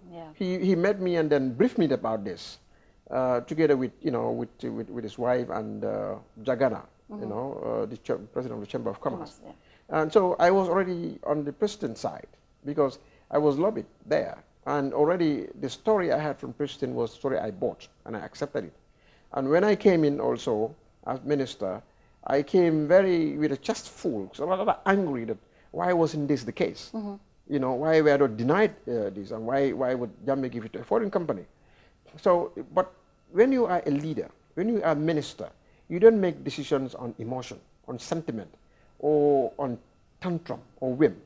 You make decisions based on policy, based on facts. So what did I do?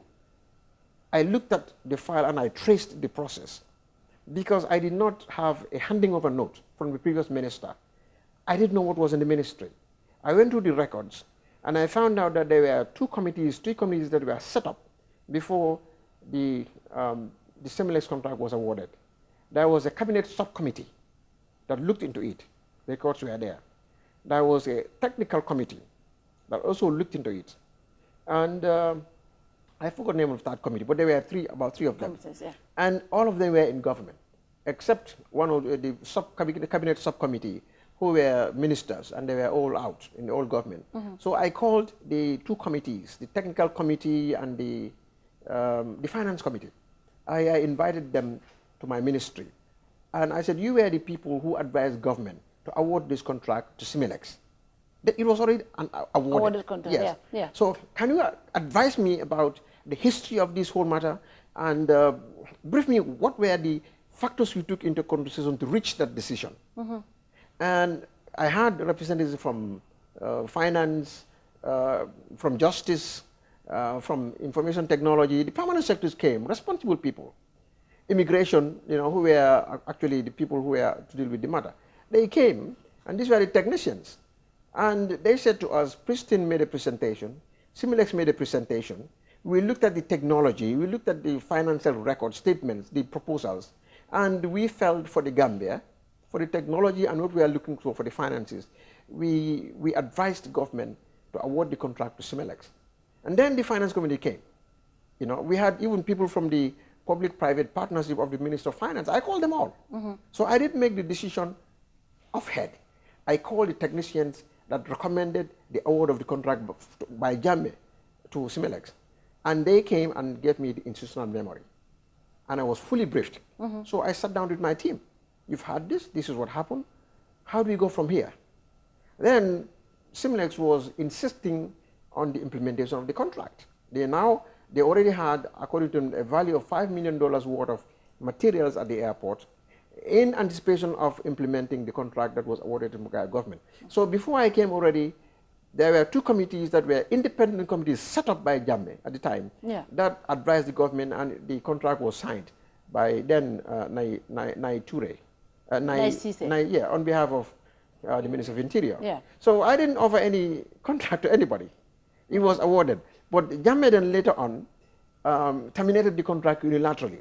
And when he terminated the contract, there was advice from the Minister of Justice that said it was wrong, it should not have been terminated because there was a termination clause that said when the one party started to implement the contract already, and you terminate at that stage, there are huge cost compensation to be paid.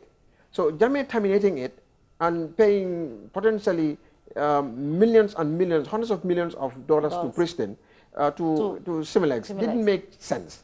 So the legal advice from the Minister of Justice was that, they gave the legal opinion, which was also on file. And I'm also a lawyer. I read it. And I realized that the opinion was correct. What is my duty? To protect the interests of the state. And I insisted the legal opinion is correct. Me also looking at it from the prism of a lawyer. Plus the technical advice given by various government agencies that supported the contract to them. Then I told government, well, I think it's better to renegotiate with Semlex on some of the time because I was not happy on the profit ratio. So I thought, let us change, and plus the duration of the contract, let us renegotiate. But there's already a legal opinion from the Minister of Justice that suggested this is what should happen. Then the matter went to cabinet. Then we were waiting for cabinet. Then, at that time, the whole idea became suspended. Then Pristine started lobbying. Government ministers, individuals who are, who have some influence to talk to ministers, and the whole situation got confusing. And Cabinet came out with a position of 50%. Yes, but then Semlex refused because they own the technology, they own the company, they own the investment. Why would they share? They rejected. They rejected going whatever, and they are willing to go to court. Then cabinet again constituted a small committee composed of the Minister of Justice, Honorable Batambadu, the former Minister of Technology, Demba Jao, and the former Minister of Finance, Ahmad Sani, to look at it. I was asked to distance myself away from it, and I was happy to do that. Even while I was away, these three ministers came again and agreed that it was right to offer the contract to Semlex, even while I was away. So the Gambia government again renegotiated as I suggested. After I had gone, they renegotiated the contract with Semlex again and awarded Semlex, a new agreement. So I wasn't there when that happened. So what went wrong? Where is the bribery? Where is the motivation? Why? Because Semlex already had the contract when I came. It was renegotiated by other ministers while I was away. What would they need to give me to give them what they already had? If they didn't have the contract, if they were looking for the contract, you could say, but even there I didn't have the power as minister to unilaterally award because this was a matter for cabinet. Semlex have been accused of fraud in other countries. Whether they could be accused of, accused of fraud in a Would million... that not be put into consideration to give them that the is for contract that is for the government to consider. But as far as I was concerned, they could be guilty of fraud in 1,000 countries. 1,000 countries. What I was looking at was to protect the interests of the state. That was what I was looking at. And as far as I was concerned also, it was Semlex had registered a local company. And, you know, when lawyers look at things differently, that local company that was registered here may be called maybe Semlex also, but it is a different company from the international company. You know, for the general public, it's Semlex. Yeah. But I'm looking at it technically. Yeah, a lot of people said, from your own point of view, a lot of people all understand this explanation. Yes. It was going to cost the Gambia government a lot of money to go to a court with Semlex. But again, looking at the interests of the nation that you are looking at, yes. If Semlex has been accused of so many fraud-related issues in the past, and this is our national document, the reason why in the past we had so many foreigners registered in our electoral system, having our biometric passport, having our ID cards, is because there was no control. Would you think also, would you think that would have been an issue that you would also look at, even if we have to pay millions of dollars just to safeguard our national identity? Give it to a Gambian and keep it local. Absolutely, absolutely. I agree with you that we should promote Gambian, no doubt about that. But you see, because I have a great respect for the late Abrahman and his family, I don't want to go into you know, certain information that I have. Yeah. So I would not go into detail. What I will say is, Preston was not clean entirely. Let me tell you that. Based on the records I found there, Preston wasn't entirely clean. And if you go to equity, you have to go with clean hands. And these are matters of record. These are facts. Because there were issues of, you know, a couple of millions of money also at stake, which are also in dispute. Plus, there is this element of transfer of technology. After the prison incident, the technology was supposed to be transferred. But I was the Minister of Interior. And what, you know, my forces at immigration told me was there was no transfer of technology. Even after the matter was over, prison in fact went in and took the entire equipment plus the data that had all government passports and ID cards with them. You know? So when I came in, the agreement was supposed to be a transfer of technology, but there was no such transfer. Plus, there was supposed to be a chip that should contain personal information. It wasn't a chip; it was just a high-grade, you know, plastic or paper. You know, so there are violations as well. We need to understand that. Like I said, I can go on and on, but I'm not going into detail because this is going to invoke sensitivities, and I'm sensitive to that as well. But see, I'm not going to sit here and see the interests of the state also being bastardized, you know, without having referred to records. You know, I don't care what anybody thinks about me in this case. What I care about is my conscience. Was I serving the state honestly and diligently? Was I looking out for the country? That is the case. And if I have to make decisions today, because I don't make decisions lightly, I investigate, I do my research, I get the facts, I call the experts, I summon meetings, I get the technicians, then I reflect, then I make a decision. And when I do, I'm willing to live with it. And I'm willing to take the consequences. So I wasn't Minister of Interior. If you're supposed to take this decision all over again, you would have awarded a contract. Based on the facts, yeah. I did not award any contract. I mean, if you were going to... If I was confronted with the same facts that I had there, yeah. I would take exactly the same decision.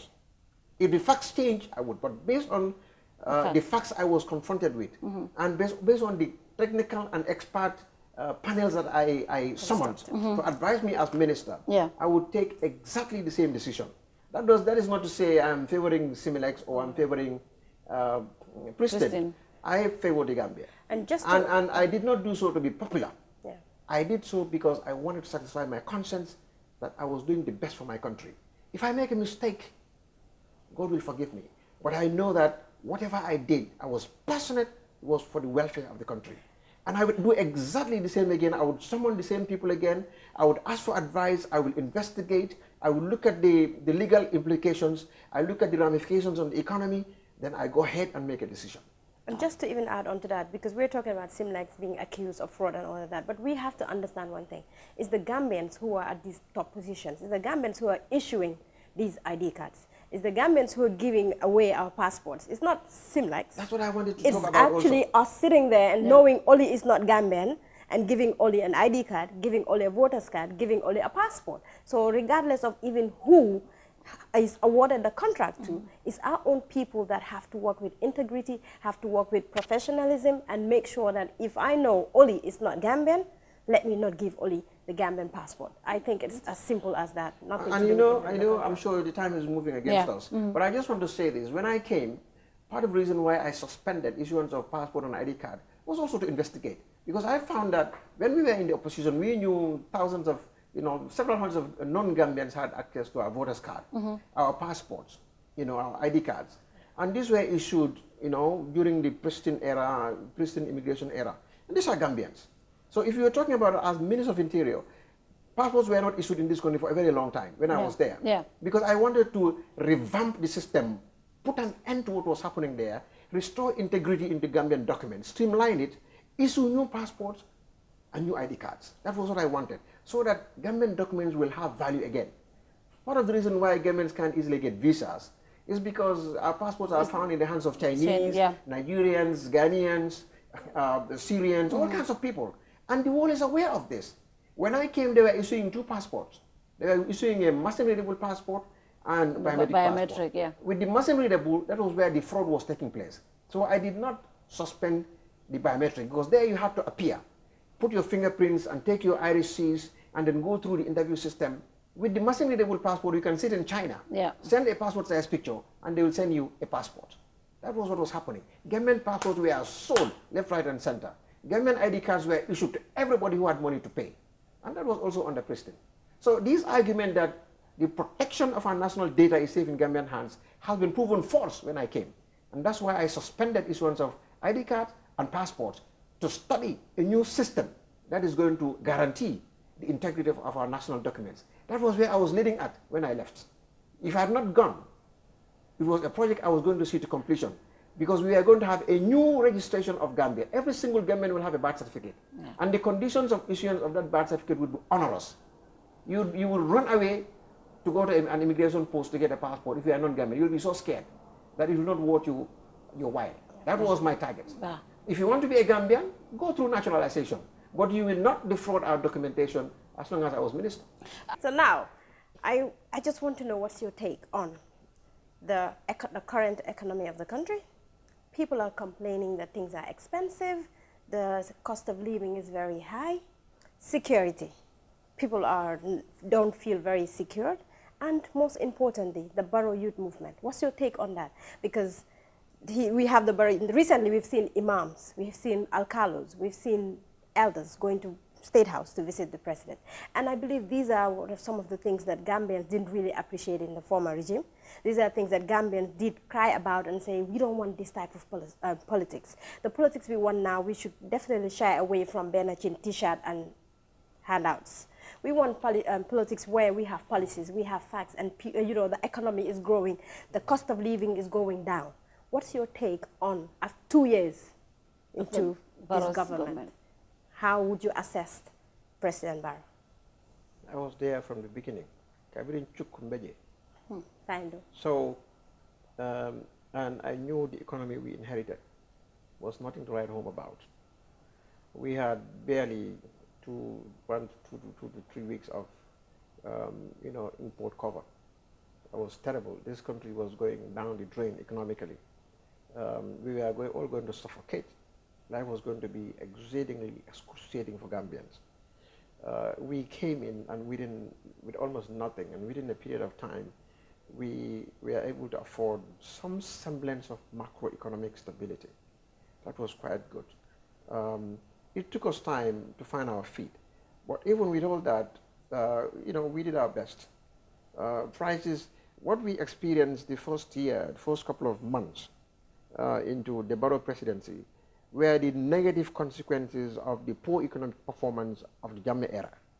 So we came in, the economy was already performing poorly, and it got more drastic as the months went ahead, because the net effects of these things are not so immediate. It takes time to build up. So the first 6 months or so of the Barrow presidency were the build-up of the negative economic consequences of the mishandled Gambia economy. And that was why during that time everybody felt it was getting serious. So even if we didn't win the election, that was what was going to happen. Because then, like I said, we were dealing with the offshoot of the economic mismanagement consequences. But soon, later on, the finance minister then, Ahmad, did a tremendous job. We were in rough waters, and he kept his hand, on the thing, and we safely navigate from rough waters, into safe waters. So what happened from there? We move in from 2 weeks to 2 months of import cover that shows that at least the Gambia could sustain itself for a while. We had some level of certainty in the economy. There was some reduction in the price of fuel pump. Potatoes also came down. Flour also came down a bit. Even though the bakers refused to bring it down. But the flour has gone back again. Well, yes, but I'm defending the record. I was there when I was there, basically, and also fuel came down a little bit, even though the transport, workers refused to bring down the prices, and we all know there was an attempted strike to get that done. But as time goes on, things went up again. Yeah. That's because the economy, got, the stability that we injected in the economy started going out, but this is also influenced by external factors. Yeah. See, the domestic economy is not independent of external shocks. Your economy, your macroeconomics may be functioning, but you have to take care of the micro and the macro. Both of them have to work well. Yeah. So right now, when you have higher oil prices, when you have higher logistics and transportation costs, these things also have domestic impact, ramifications. When these things happen, our domestic economy is affected. Yeah. It impacts the strength of our currency. Inflation comes in. All these are things that are external, and we have to understand that. Would it be good at this point to say we should cut on our costing on cost? If we are spending more than we are able to, we have budgeted. For example, right now, just on travels.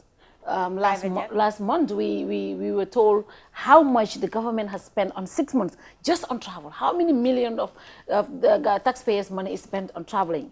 And almost all of the departments have exhausted their budgets, and we are not even, in December. So that tells us something. Well, I agree with you. The travel policy had to be revamped. You can't even reform it. You have to have a new travel policy. But I think that is being addressed already, because the finance minister, Mamuro Njai, came up and said the nation is going to save about $1 billion, and among this $1 billion includes that is reforming the travel variable. So this is going to have significant cuts into the travel situation. But what was true is that $6 million in 6 months is huge. But of course, if you look at, the president comparatively said, look at other countries, how much they spend on travel. But then, the Gambia is very limited. But the problem is Gambia is not the other countries. Our economies are not the same. So I think that is something that the president needs to also... Men talked about your assessment. I think I agree with you. I think a lot of money has gone into travel. Yeah. But I have always defended my record, what I have done as Minister of Interior. What did I do with the travel? I can talk about what I did when I was minister with regards to travel. Before we go, we don't have time, but what happened to your forensic lab? A lot of people said, I mean, May is trying to get himself rich here. Yeah. And he's bringing all $10 million in home. What happened to that? What happened to that? What people don't understand is the life of my father did not start on December 1. No, my life didn't start December 1. I am a professional, and I have lived. Nobody asked me how I was funding all these trips I was doing on behalf of Gambia when Gambia was in power. Nobody asked me, how were you going to all these countries? How did you pay for a ticket? How could you go to 5-star hotels? Nobody was asking me. When I was coming to the Gambia, I didn't buy clothes in Gambia when I was minister. I came with everything that I have. I mean, I already bought a Range Rover, a brand new Range Rover, before coming to Gambia. I was using it. I mean, what about the 10 million house they're talking about? That's what I'm saying. Yeah. I already bought a 2016 brand new Range Rover that I brought into the country during the time of the elections. Wow. I was running it here in this country. I didn't come to this country as a pauper. I am a lawyer and I did a lot of international work where I was out of the country. So I'm not as poor as they thought some of them are. No, I am not. I was as poor.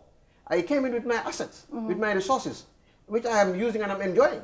And I owe nobody an apology. And that included 10 million house that they're talking about? With 10 million house. I mean, the mansion, everyone talks about. It is a lie. Let them bring it out. The one at It's my Heights. property. It's my property, and I got it clean. Okay. If anybody felt I got it wrong, go through any commission, go through any court, call the best investigative journalists and bring it over. Oh. I am decent. Okay. Very decent. But Fine, before let's we talk go, about politics. Before we go, Politics, I just politics. have to ask you this question. Is the coalition still intact? Do you hold meetings? How often? Do you feel that the coalition betrayed you when you were fired? They Do you hold meetings? They did not come to support you to say, no, you should not fire him. When others were fired, everyone started saying, no, he should not have fired us. Did you feel betrayed at that point when you were fired and no one said anything? Or did they say anything? No, I didn't feel betrayed. Okay. So you're still I am not the sort of person who wants to be sympathized as a victim. No, I have a strong personality. I wasn't affected. I just wanted to know why. That's all. But if I don't know, I move on. So you still hold meetings? The coalition did not hold a coalition meeting since the impasse. Then there's no coalition. It would be wrong to say there is no coalition. What is a coalition? Coalition is a government of more than one political parties. Yeah. Everybody is there except GMC. So a coalition still exists. And GMC still exists. Still feel. So the 3 years, is Barrow going for 5 years or 3 years? What do you think? President Barrow said he is going for. We should expect election 2021. Okay, so we are going for fine. election 2021. You think he should run? He should rerun? Resign and then do. It's a question of principle, but the constitution given me. I am a lawyer. I'm a constitutional. I believe in the rule of law. He has the power under the law to present himself as candidate 2021. That is the law. Okay. So if he wants to do that, that's his personal choice. Nobody can stop that. I'm not going to say he should not run, because who am I to say a government should not exercise a fundamental right? Are you going to run against him? Because you're a leader of your party. I am busy on my professional career. I'm busy trying to continue to improve my quality of life. Are you going to run in 2021? So that people... Are you going to run? So that people... I think that needs... So that, I have to finish this, so that people who think I should not get dressed better will see me in better dress. People who think I shouldn't drive good cars will see me in better cars, and perhaps build another house. 2021. So 2021. Am I going to run? We have a long way. What are your plans for the country? GMC is a big party. You cannot tell your party militants that you are not running. You're not thinking of running. But Fatou? What I can tell my party, my militant is, let us continue to build our party structures and strengthen them. A party must be in a position to win an election. What I'm doing right now with GMC is to strengthen our structures, to empower our people so that they have knowledge and information, and they're in a position to make sovereign decisions, and to make DMC a strong force to reckon with. Okay. That's what I'm concerned. I think the rumors is true. Only. Actually, you know what? People are saying the president is talking to you already. You're coming back to cabinet. Let me tell you, so that's why you're not saying anything against the government. No. Or you're not even saying you're running against him. People should not make the decision that when you are not in government, you should be opposing the government. I am not in politics just to oppose the president. I'm not in the politics because of President Barrow. I am not in politics because of anything else. I'm in politics to serve my country. If the president is right, I will support him. If the president is wrong, I will deviate from that. So I'm not here to say because I'm out of government. Any specific incident where you think the president is wrong in 2 years? Any specific instances where the president did not do right? Oh. Well, you want to draw me in that. Let's have another show for that. Okay, now I have to ask you this, right? Because there's a constitution review that's going on. And we all believe that the 2 terms limit would be in there. We believe that the majority, the 1% one vote majority would be out, and we would come back to 51%, right? And looking at the political situation in the country, a lot of people don't believe that any party, any single party would have 51%, if that comes into place, would have 51% in 2021. So it looks like we would again have a coalition government. So your party GMC, let's say you happen to take the lead, but 51% we all believe that no one would achieve. Which party would you really join? I mean, I'm just asking. If that's the situation, what party would GMC join? Because we believe that GMC is the Domi UDP, somehow. The Domi UDP. Somehow. UDP. They're going hand in hand. So if we come to that situation, one party like GDC do support. No, GMC. GMC. GMC, one party like GMC I'm glad do support. you withdraw that. Yeah, but first, I will just take 2 seconds. Fatou, if you look at since I left government, I have not been critical of President Barrow. No, you have not. Yeah, because a lot of people say because you want to go back. No. If the president calls me and asks me, you know, to serve the country, if I can, I will. Okay. But I'm not placating anybody. I am already making, you know, a life of my own outside government. That is very plain. Yeah. I'm not depending on the state to exist. Matter of fact, my life is freer now than when I was in cabinet. So I am not looking to placate anybody or looking for a job. I'm not looking for a job. But when I am called to serve my country, I will, because it is not for President Barrow or for my party, it's for the Gambia. That is what I'm going to look at. And if I can be useful in the job, I will accept it. If I cannot be useful, I won't. So I'm not going to pretend here to say I don't want to work for my country. Yeah. That would be dishonest. No. So if I'm asked to serve my country in any capacity I can, I will go. And let those who want to make other sense out of it do. And I'll be busy working while they are busy talking. Sure. Yeah. But you don't worry, the 51%. In politics, nothing is impossible. It is possible to have 51%. But there's also a possibility that we may have to go for a coalition. Definitely. Just like people say it was impossible to defeat Jammeh December 1st. But you know, the impossibility has become the very possible. So it is possible that a party can have 51%. And GMC is just such a party. I believe so. But if we have to go for a second round, and I believe we will not go for a second round. Okay. If GMC has to present a candidate, but if we have to go for a second round, you know, we will look at, you know, what is possible. But we have a very good working relationship with UDP. You know, we have had excellent relationship. There is a lot of mutual respect and admiration from both sides. But that is not to say we don't differ on issues. But you know, we've been with them. You know, whenever they rise up, we rise up with them. We see, you know, eye to eye on a lot of issues, but we also have some disagreements. But there's a lot of strong chemistry between the UDP and GMC. And I think both sides want to keep it that way. Is it based on policies or just? When you have a strong chemistry, it's on a lot of things. So GMC and UDP, we have a strong chemistry. Okay. And that chemistry is very powerful. So we're going to see how we can continue to work together. The last one. Yes. You said you're ready to serve your country at any time. When you were relieved of your when position. I feel I can make a difference. Fair enough. When you were relieved of your relief of your position, you Yes. said you were moved to the diplomatic services, and until now we haven't heard my party in any embassy or my party taking that role. Were you offered and you declined, or you were not offered? It was just a statement to just, you know, what happened? Well, you know, sending anybody to diplomatic service is also the prerogative of the president. The president decides, you know, he will appoint you to serve in the diplomatic field. So you're waiting for that? So the decision is for the president to make and for my party to accept. You know, but there are possible scenarios.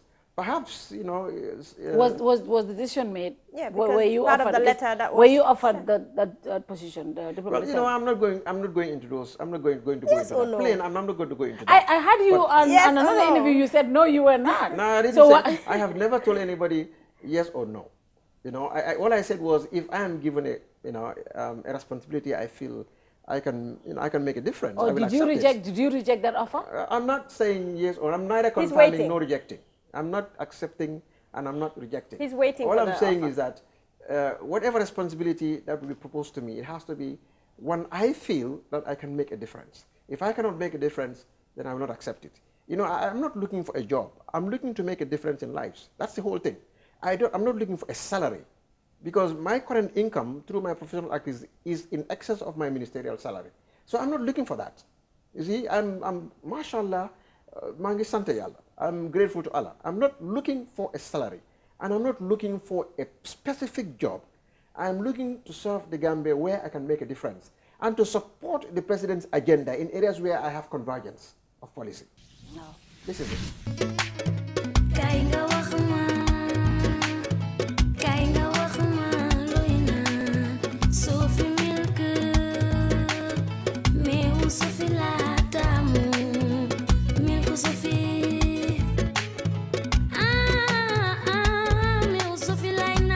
Sophie meew la bu sell te neex baax na ci halal ak mag yépp am na calcium iron protein ak vitamine yu bari Sophie full cream powder milk la am na 20 gram 200 gram ak 400 gram ku ko ñam dootu ko bàyyi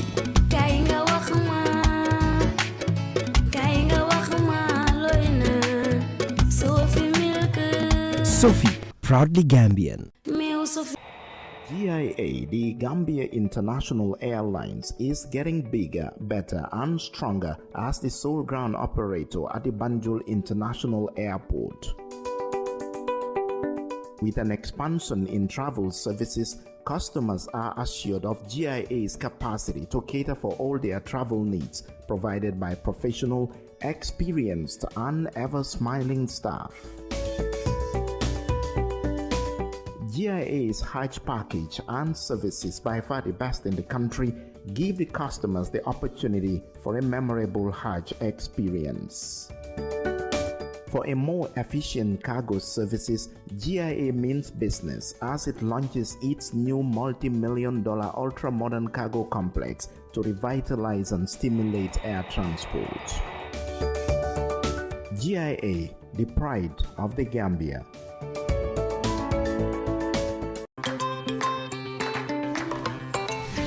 may fàtti toj na yax yi oli fooy tëjee waxtaan bi neex moom xanaa rek ñu seetu GMC lan la ñu amal. GMC government is next after President Barrow is over. Wow. After President Barrow 2021 it's going to I said the next government. No, may government. May uyuma I'm rek. speaking English. It's clear. Are you going to run 2021? You said you don't want to say that. No, I said, and now you're saying next government is. I said I am not focusing on running right now. I am focusing on building and strengthening my party.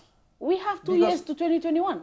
Well, so he has to build the party and then. Listen, if your party is strong enough, you can do anything. Yes. And that is what I'm saying. I'm not looking at the presidential seat the today. statement that you just made. Yes. After President Barrow. Yes. Well, my next election. What I said was the next government. The next government. That will be set up after President Barrow is going to be a GMC government. That's what I said. And I'm absolutely confident about that. Oli fooy tëjee wax ji. Man moom fu ma tëjee rek mooy kontaan naa ne finally. honorable Mai Fatty ñëw na. lu bari leer na. waaw ni wax ji ngunu bi bari. waaw wax ji ngunu bi bari woon na torop. waaye then again tam we just saying thank you very much. si effort bi nga def yëpp in ending dictatorship in the Gambia is something that we have to acknowledge. We like it or not, you've definitely played your part. So we're just saying thank you to you. And then as you said, next government GMC, right? Okay. I said after President next government. Yes. The next government is going to be GMC one. And I'm reiterating again. After President Barrow, it's GMC. After I didn't President say my Barrow, party. GMC. I said GMC. GMC. That's correct. Honorable, what's your final message to the Gambian people? This is a lovely country. Yeah. We can make it heaven on earth. This country has all it takes: our geography, our resources, our culture, our homogeneity. It has all the potentials of greatness, and we can launch this country into one of the greatest nations of the 21st century. We can develop this country. We can break barriers. This country can be great, and we can give high quality of lifestyle to our people. We can develop our infrastructure. We can give our people the best health care that we need. We can create highest educational system for our people to compete not only in Gambia but externally.